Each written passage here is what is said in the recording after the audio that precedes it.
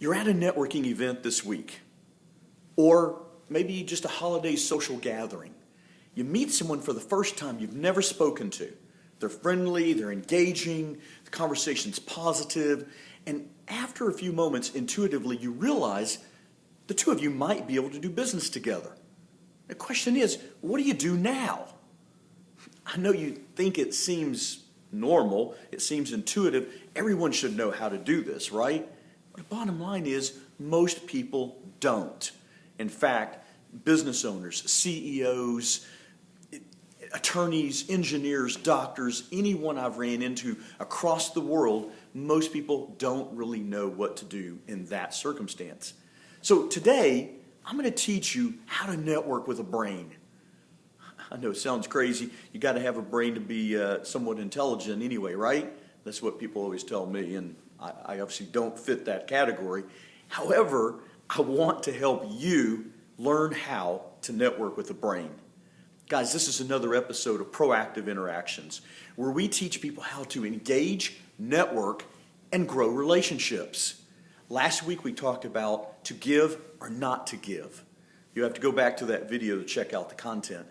But today, we're going to talk about networking with the brain. So let's dive in. We're in our conversation. It's a holiday event, whatever it is, right? It's just a networking episode where we exist and another person exists we've never encountered before in our history. Or maybe even we've seen them at a glance. Maybe even we've known about them, but we've never really engaged in a conversation. The question is, what do we need to know about that person in order to make networking really work? Let's talk about that. Last week we talked about making sure that you receive a business card from the person you're interacting with. And if they don't have a business card, share with them a piece of information where they write their name, phone number, and email address.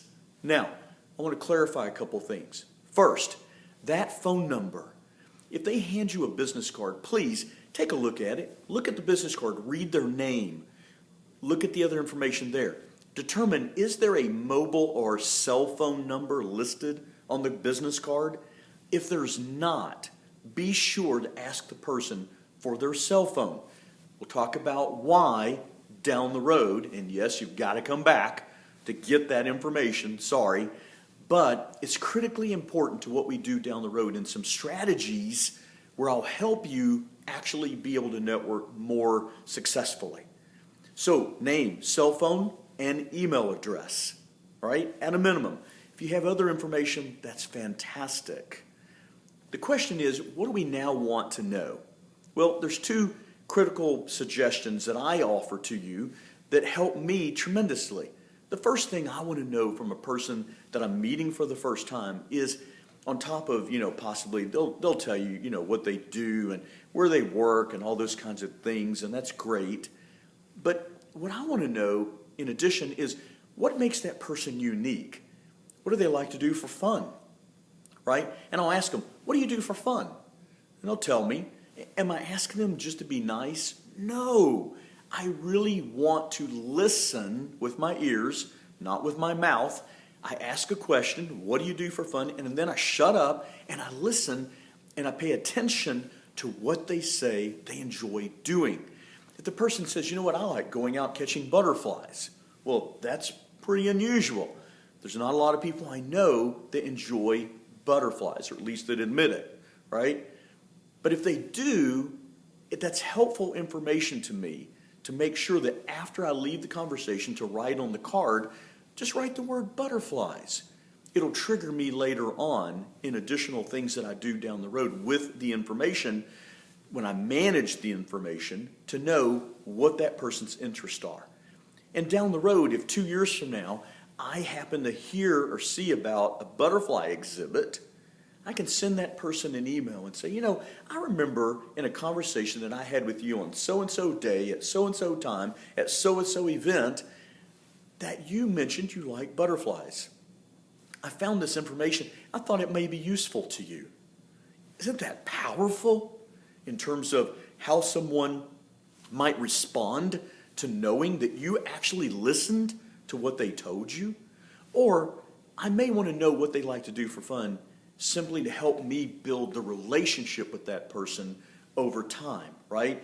If they tell me they like doing a certain whatever, and if that's something I enjoy doing, that may be something we have in common that I can use to build a relationship that ultimately translates into trust and respect and all those other kinds of things that ultimately lead to us doing business together. All right? So that's number one. Number two, I want to know what are the three best kinds of clients / customers for that individual.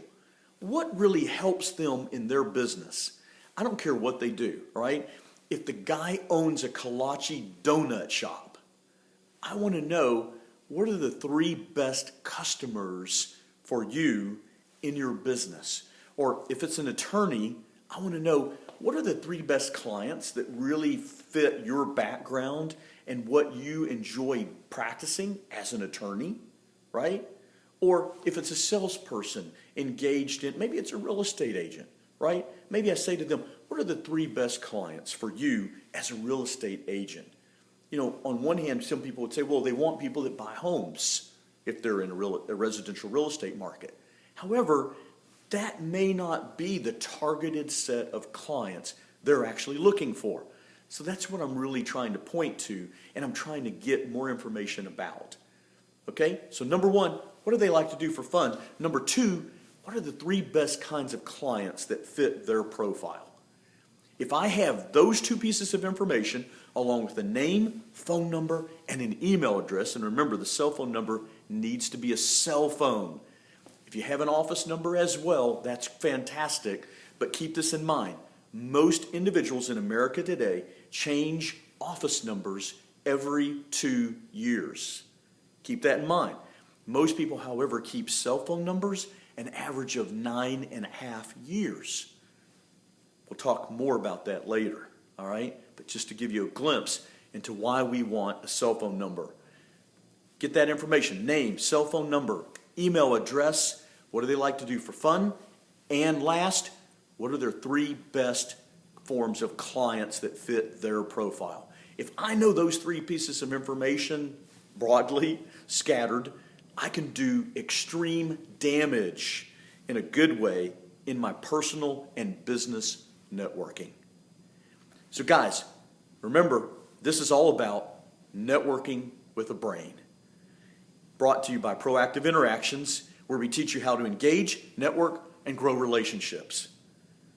Join us next time for more information and as we dive into personal networking even deeper.